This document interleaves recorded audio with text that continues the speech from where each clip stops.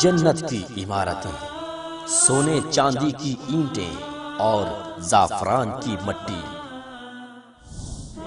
حضرت ابو ہریرہ رضی اللہ عنہ بیان کرتے ہیں کہ ہم نے پوچھا، رسول اللہ صلی اللہ علیہ وسلم ہمیں جنت کے متعلق بتائیں کہ اس کی عمارتیں کیسی ہوں گی؟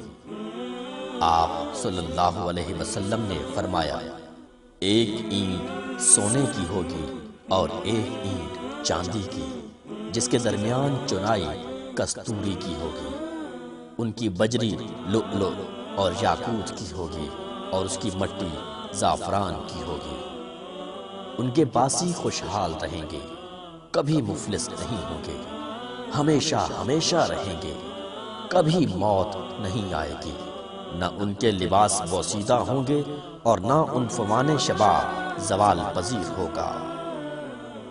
مسند احمد حدیث نمبر 8043 بروایت سیدنا ابو ہریرہ رضی اللہ عنہ۔